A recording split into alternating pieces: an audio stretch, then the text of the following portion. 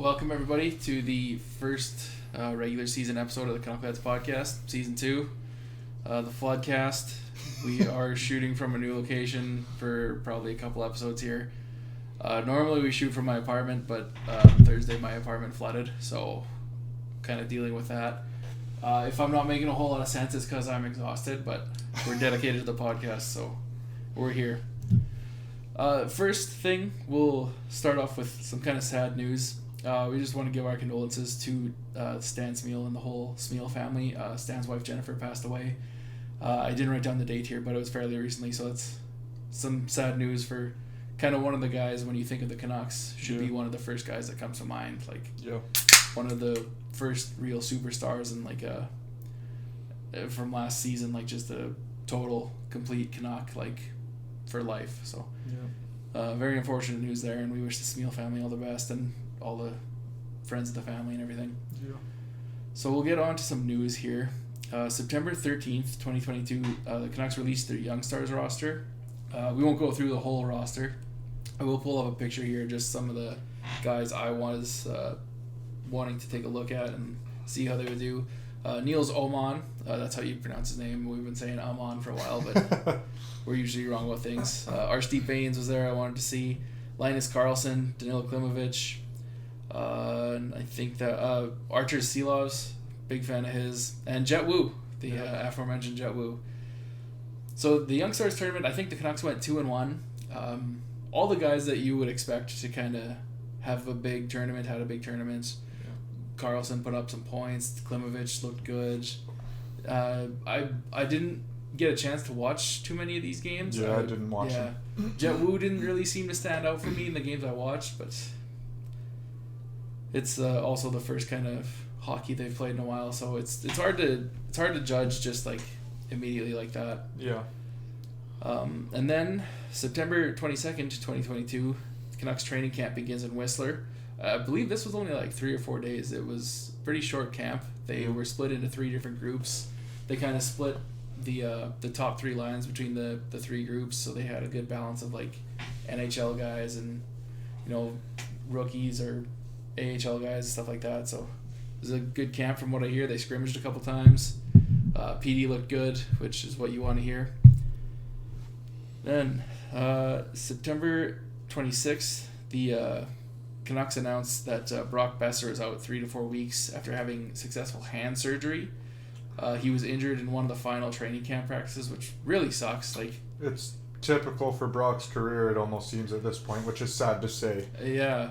Everyone's so motivated to see him this year, and he's extremely motivated. You see in his interview that he had after one of the practices, he said, this is the year I get 30. And in order to do that, we need to be healthy. So at least it's only 3 to 4 weeks. Yeah, and the thing with a hand injury too, right? At least he can still skate. He can still obviously you don't get in game shape by practicing. You play games. I don't think this will be as huge a deal as a lot of people are making it out to be. It does suck. And one thing that it stands out to me is the wrist and the hand. It's one of those things, since his shot is his weapon, you worry about the power and the accuracy, but other than that, I don't know which hand it is. Maybe it's the bottom hand, maybe it's the top hand. It makes a big difference which one it is, so we'll see. I'm sure Brock won't be that fazed by this, and he'll put up some numbers this year. And I think, barring there's no setbacks, I think at most he'll miss maybe 7 games, which isn't that's a big chunk, but it could be worse. I feel if he can stay healthy through the rest of the season, he can still put up the 30 plus that he wants to. I think so too.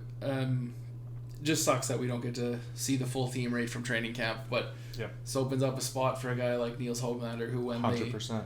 they released kind of the training camp lines, he was on a line with 2 AHL guys, and everybody's kind of thinking this is kind of a wake up call for Höglander. But in training camp, Boudreau said that Höglander looked like the best player on the ice. And I know they had him up against PD in a bunch of drills too, and so it's good to see. And with the Besser injury, that opens up a slot on the wing, and if Höglander wasn't on your final roster, it's on his there spot now to lose now for sure. So September 26th, the Canucks announced the first round of training camp cuts. Yoshio Hirano sent to Abbotsford. He played there last year. Matt Anderson and Dylan McPherson were released from their pro tryout contracts. Cole Shepard was released from his amateur contract. Connor Lockhart was sent back to the OHL for Peterborough. Ty Smith, recent goalie draft pick, was sent to Prince George for the WHL. And Kirill Kudryavtsev was sent to the Sault Ste. Marie Greyhounds in the OHL. So, no big surprises there. None of these guys were a threat to make the team at all or pushing to make the team. Yeah. A lot of young guys just going back to finish up seasons in the WHL and AHL and OHL. So. Yep. But good training camps for those guys. It's a good experience. I know that Yushiro Hirano, I think he was the first Japanese-born player, something like that. Like there's some significance to. I don't want to say big deal with him, but I'm sorry. I'm gonna look this up on the next podcast. I should have done that beforehand, but it's good to have him in Abbotsford again. That's people kind of. He was a bit of a fan favorite, so it's nice to see him back. Good to spread the game. Yeah. So September 27th, the Canucks announced Ilya Mikheyev is week to week. Got hit in their first preseason game in Vancouver, I believe. We're not really going to talk too much about the games. It's preseason. We're not going to go down goal by goal or anything like that. And it sucks to lose Mikheyev this early too, but I think for him, they're just more worried about him getting injured worse. You know what I mean? They're just like, let's just save it for the regular season. Yeah. We don't got to get crazy here because the hit didn't look that bad. He just kind of went down awkwardly. Yeah. I think that's maybe where he tweaked something a little bit, but he'll be fine. And then also they announced too, Travis Dermot left practice. Bruce Boudreau said he was feeling woozy. Nobody really saw what happened here. When I was first hearing everything on Twitter, it sounded like he had a concussion to me, but we don't want to speculate about anything like that. And we get Pullman back, boom, we lose Dermot. Crazy. So October 2nd, 2022, today, the Canucks announced more roster cuts. I will go over those right now. So we have Carson Folk is assigned to Abbotsford in the AHL. Alex Canuck-Leifert was released from his PTO, also joining Abbotsford. And defenseman Quinn Schmiemann was released from his amateur tryout, also joining Abbotsford. So again, no big surprises there, just kind of trimmed down the roster a little bit. And that's kind of all we have for news here. So we can actually talk about kind of some of the... We won't break down the games or anything like that. We'll just talk about kind of what we've seen. Yeah. The first preseason game, well, there was two because they split it in Calgary and Vancouver. I watched the one in Vancouver. Me too. They gave Jack Rathbone a lot of time to play. I think he finished just around 26 minutes of ice time. They wanted to get a good look at him. Yeah, he was on power play 1. And looked pretty darn good. He did look good. I was very impressed with Rathbone. I really feel like that's his spot to lose. We have seen the Quinn Hughes OEL with Quinn Hughes on the right side pairing, which I kind of think is the way to go. It'll take some getting used to for Quinn Hughes, but he's so smart he'll figure it out. And what I liked about what we did see from them is that both of them are very versatile and can play the right side. You've seen them switching back and forth, and both guys are pretty cerebral. They know what's going on out there. OEL knows it's kind of his job to cover wherever Quinn isn't. So and Quinn talked about it too. He'll just because he's on the right side, it doesn't mean you can't go to the left side, right? Exactly. Like if that's just how it works out, both guys are so smart they'll figure it out. Yeah.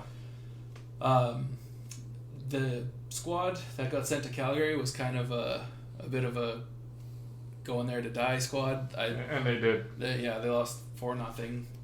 The only people I really remember being on that team are Shen and Hoglander as far as like NHL Canucks. I'm sure there was a couple others, but that was just kind of like here's a freebie for the Calgary fans. Yeah. So another guy I've been pretty impressed with has been Hoglander. I've been paying attention to him for the couple of games that I've managed to catch, and not so much his offensive work, but I've noticed him back checking harder. His energy, his battling. Yeah, he always brings that. He's not like leaving the zone immediately. I've noticed him kind of waiting at the blue line a little bit more until he's sure that the puck's gonna get out safe. So wait till you have control and then start moving. Yeah, so all good things to see because the last two coaching staffs have said he's had some defensive deficiencies in his game, but he's a young kid, so it's not like he's not a seasoned vet, right? This isn't Bo Horvat or JT Miller, who Wes has some words for. Yeah, well, and like moving on to, I guess it was the next game was the Seattle game, the first Seattle game. And not bad. We took it to OT. There was a few good takeaways from it. Obviously, Kuzmenko looked unreal. Had 3 points in the first period. Also had Petey and Quinn Hughes just absolutely dishing him. Yeah. You know what I mean? So a couple guys could have scored from those positions. But, I mean, the first one was pretty far out. Yeah. It was a pretty impressive shot. I like how he shot it low. Yeah. And got the goal. I was super impressed with him. And it was funny because I was telling Lane before we watched the game, I said, when I was at work today, I was like envisioning Kuzmenko getting a hat trick. All of a sudden he scores too early. I'm like, we're getting a hattie. I texted Justin, and then I was like, that was so premature to text. Now he's not going to get it.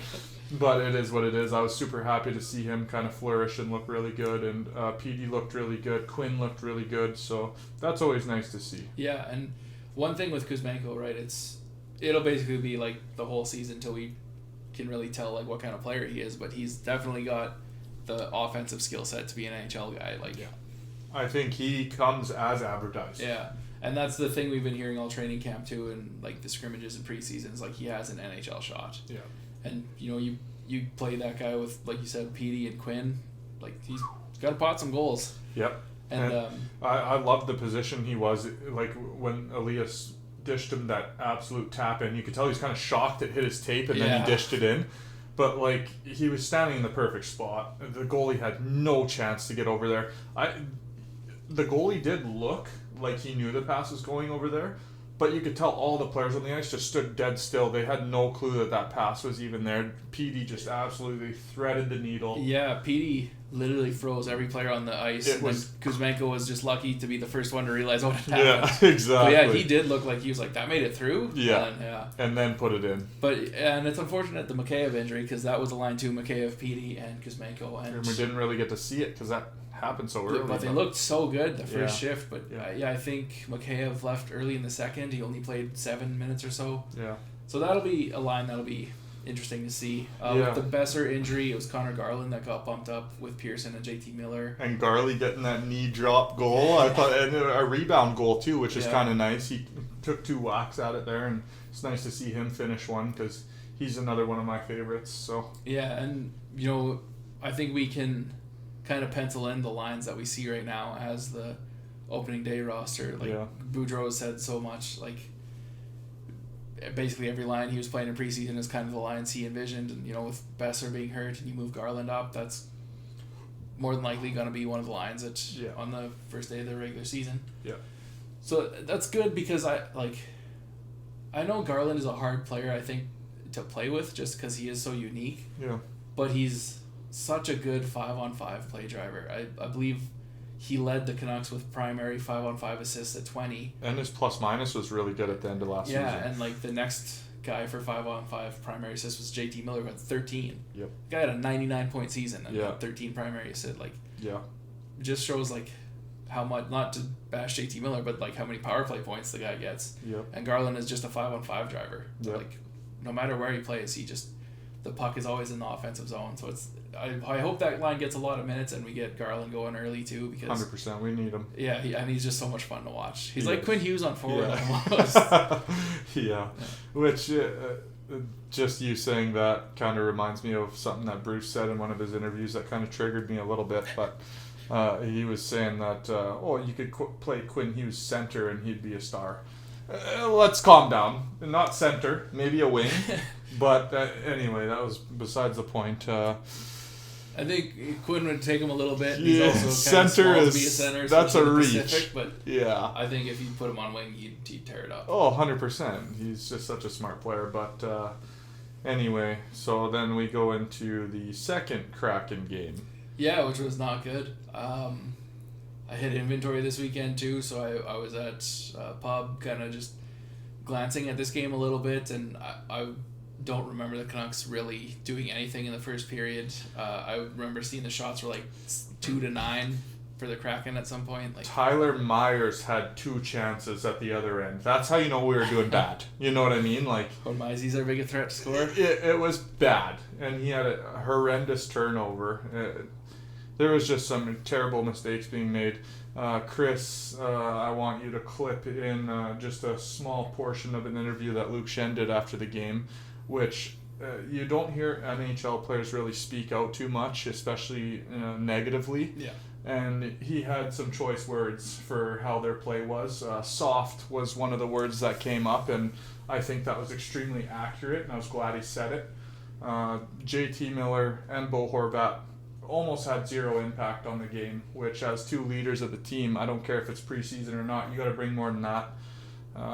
Bo had like a couple defensive looks, like a couple positive defensive things going on. But like for JT, he was talking a lot about, oh yeah, this year I want to be so good defensively, this and that. Well, where was your grit? Where was your defensive skill in that game? Because you could have utilized it a lot, and I didn't see any of it. Yeah. And I was just disappointed more than anything in those two players specifically, because they are leaders. And you do make a good point, right? Because a lot of people will be like, oh, it's preseason, like whatever. But this is the time to get into those habits, right? Like if JT Miller wants to be like a Ryan Kessler, like a force on both ends of the ice, start right now. Start those habits. Well, and that's what all the talk has been. Yeah. We want to come out strong. We want to start really good this year. I haven't seen it. We haven't pulled off a win yet. Yeah, 2 of the games went to overtime. Okay, yeah.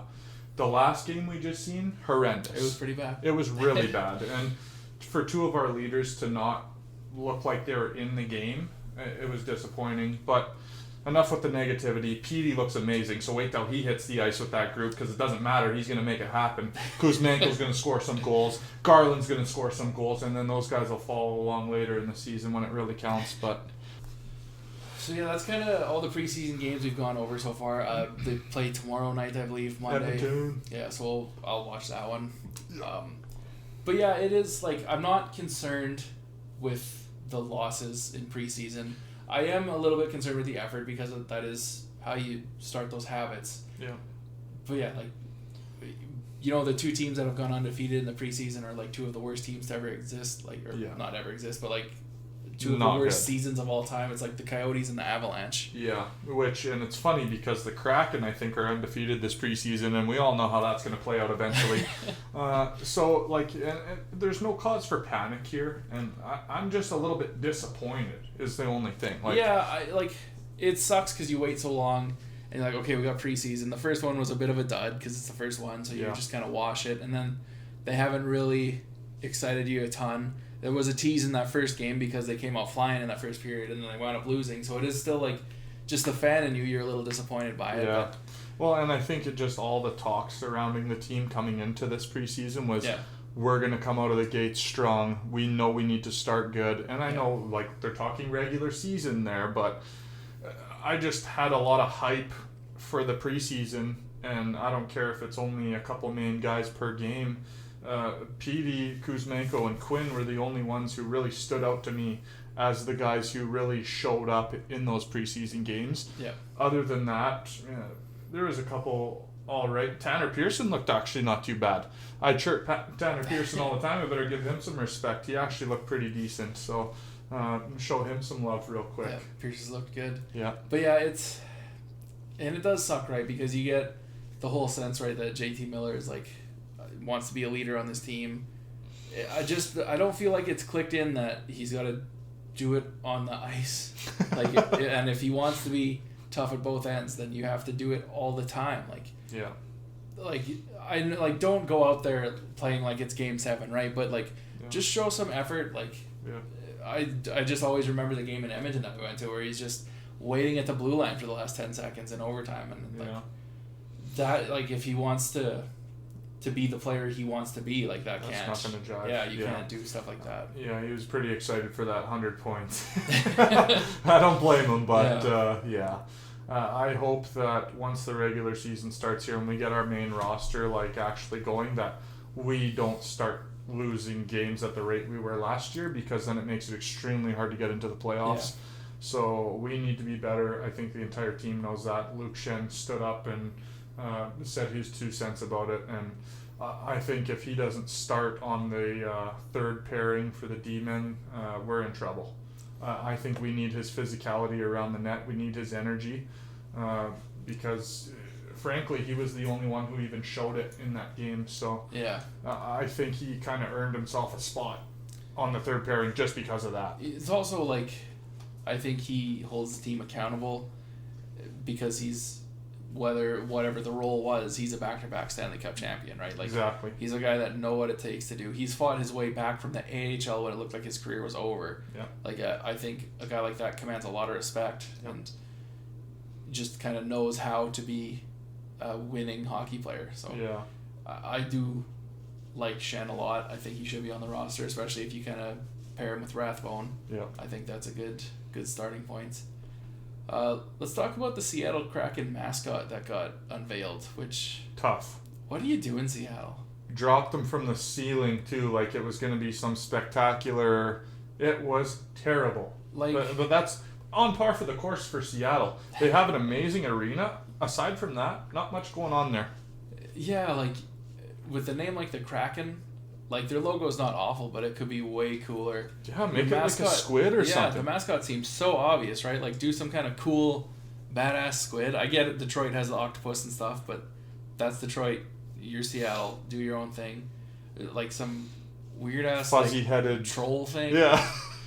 Like, come on, man. It's almost as bad as the fucking Red Wings Rivers retro jerseys. The season last year didn't go so well, so the budget on the mascot uniform wasn't too big.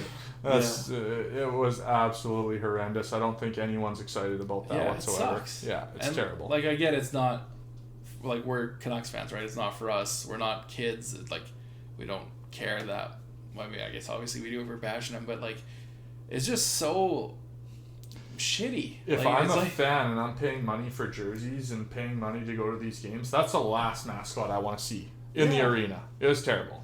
Like, I get that, like, a killer whale has nothing to do with a Canuck, but at least our mascot is a killer whale. It's our logo, right? Like, it makes sense. Finn, baby. Who gave me a high five at the Sedin retirement jersey game. So shout out to Finn.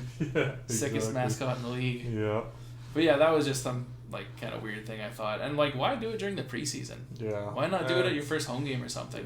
And yeah, it's tough. I think they knew it was bad, so they had to do it at the preseason. Yeah, just get it out of the way. Wow. But yeah, that was just something weird I thought.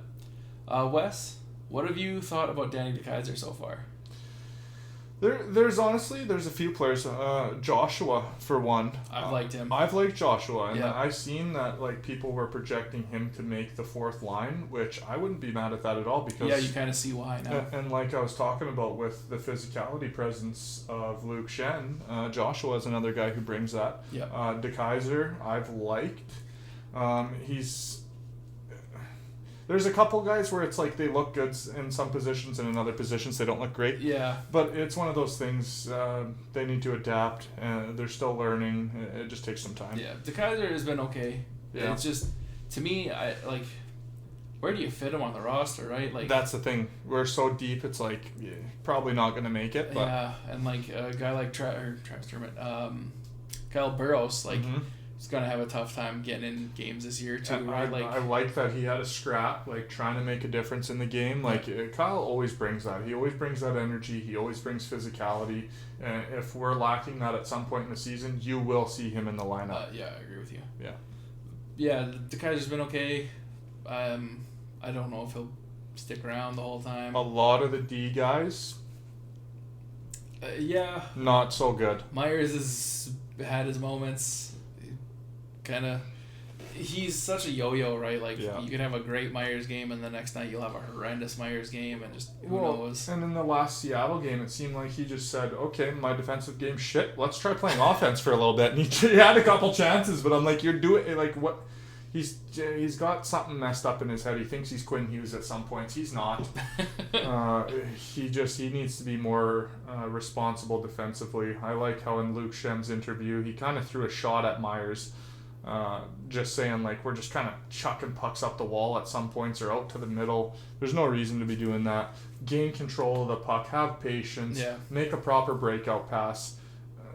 There was just way too many turnovers, way too many odd man rushes in that game, and I think you've seen the frustration from Luke Shen come out there. Yeah, and just in that Kraken game especially, like, you saw it basically every time the Canucks would have just a shitty breakout, and Seattle's back in their zone, and it doesn't matter what level of team it is, or like how good their NHL team is, or how many AHL guys are playing. Like if you give them the puck, eventually like it's going in the net. Yeah, right? Like Yanni Gourde, man, he was taking full advantage of it. Yeah. And like you might think we're being negative Nancy's right now, but like look at the way Seattle played in that game versus the way we played. There's just a different type of hunger there. They had more grit. They wanted to win that game, even though it's just a preseason game. They had a shitty season last season, so they're out to prove a point. Yeah. And we are one of those teams who needs to prove a point. We didn't do as well as we should have last year. Coaching change, we did really well after that, but now it's time to hit the ground running, and we're not doing that. So like you again saying Seattle was kind of more hungry for the puck. Like it was like the Canucks didn't want the puck that game. Yeah, just it was bad. Yeah, and you have to have like. Breakouts are pretty much everything in this league, right? You have to have controlled breakouts. You have to gain the zone. If you can't do that, like you're gonna get demolished. Like the Canucks did against like a not great Seattle team. Like they're dressing a couple of first round picks and stuff, but you know you would like to score at least a goal. Yeah, it was not a good look. Our leaders didn't step up in that game whatsoever. It's a little bit concerning, but like I said, I'm not panicking. Yeah. It's the preseason. I get it.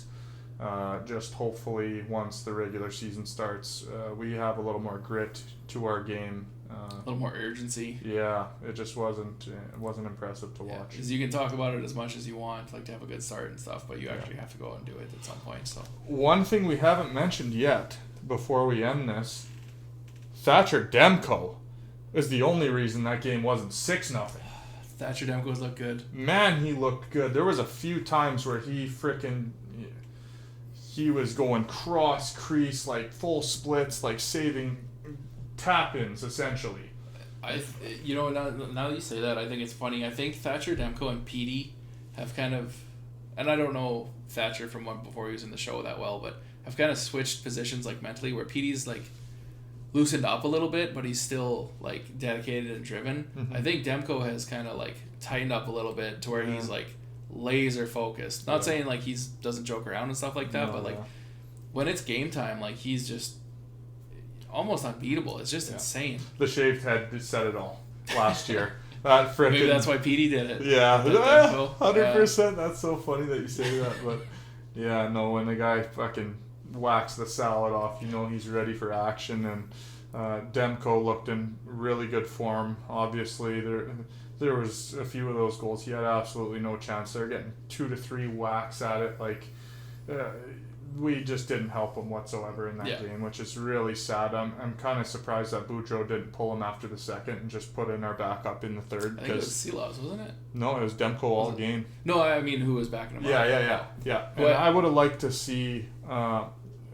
We're not playing good. Just take Demko out of the net and put him in for the third, like Seelov's in for the third, and just let it be what it is, because there is no reason to light Demko on fire like that. Yeah, like maybe you give Demko 2 periods of the last preseason game just because we're going to be shut down for a little while after that, and then it's all systems go. But I'm not worried about Demko at all. He's looked amazing. Yeah. He said it himself.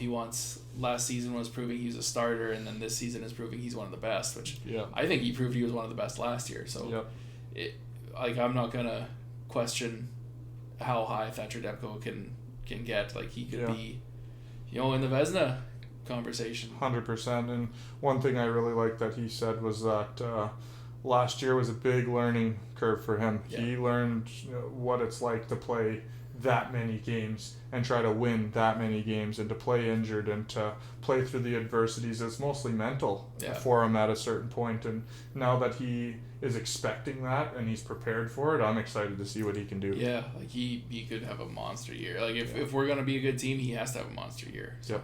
Yep, 100%. Yeah, I think that kind of covers it. One last thing, too. I have been impressed with Archer Silovs. I've said this a couple times. I wouldn't be surprised if he's maybe challenging Martin for a backup role next year. Like he was good, man. And against like pretty decent competition too. Yeah. Like I think we might have another gem in him that could potentially be a Demko replacement down the road. But just poor DiPietro. Yeah, it sucks. Has DiPietro played at all this? He might have played in Calgary. I don't think. First. Oh, maybe he did. Maybe he got a period or something in there. But damn, I just feel so bad for him, man. Yeah. Every time it looks like, okay, he's the next guy. No, someone else just comes and just takes it from him. Yeah, like it was kind of, he was being groomed, and then Martin comes along, and Seelaws looks like he's gonna be the guy in Abbotsford. So yeah, tough break, and they are still looking to move him. So hopefully he gets moved and he can play a lot. Hopefully, he's a good kid. He deserves to play. Yeah, I think that'll do it for this episode. Sorry it was kind of short. We weren't sure if we were going to do one this week just with everything that was going on outside of the podcast, but don't ever question our dedication. If you like the show, please go ahead and subscribe to the Canuckleheads podcast on YouTube, Apple, Spotify, anywhere there's podcasts. Wes? Another one in the bag.